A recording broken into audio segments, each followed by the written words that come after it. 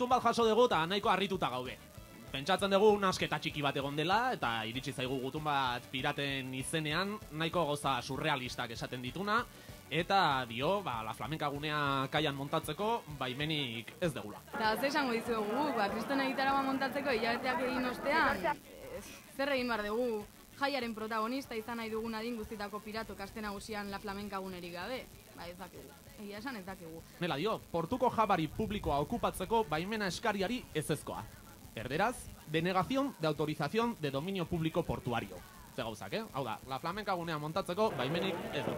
Esan behar dugu asko posten gerala ez badago debekurik, erresagoa izango da, eta larri xamarra egiten zitzaigun gainera, hori, nun egin bestela kontzertuak gauero, bazkari herrikoiak, kuadrilen jolasak, tailerrak, gauza guzti horiek.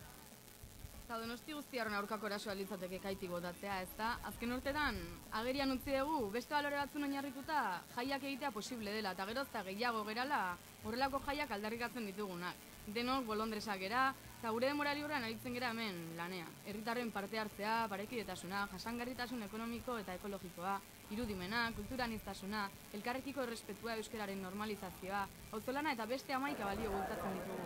Eta maitasuna, maitasun asko. Orain dela 13 urte, mugimendua sortu genuenean ere izan genituen arazoak udalarekin. Eta orain, Donostian piratak milaka geranean, arraro xamarra egiten zaigu Donostiakoa ez den eragile batek debekatzea, Donostiarrei Donostia erabiltzea. Azkenean norbaitek sinetsiko du aitzakia direla mugimendua baldintzatzeko. Eta kasualitatea ere bai kontu teknikoena. Kontu teknikoak aipatzen dituzte eta hortan oinarritzen dute beraien ezezkoa eta ez dugu arroputzak izan nahi, baina justu azken ekitaldietan elkarlanean aritu geran eragile guztiek zoriondu egin gaituzte gure antolakuntza eta lan egiteko moduagatik.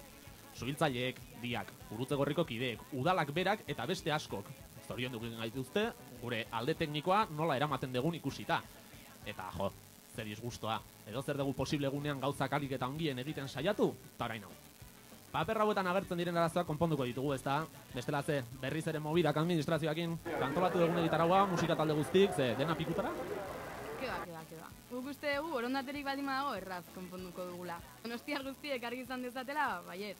Aste nagusi piratarekin aurrera goazela. 2 aste falta direla eta oso gogotsu gaudela. Aste ederra izan daiteke batzuk nahi baldin badute. Eta gure helburua jai herrikoien alde lanean jarraitzea izango da. Eta beraz, ikusiko dugu ea zer gertatzen den guzti honekin. Eta gogoratu edo zer degula posible eta horretarako, izan pirata.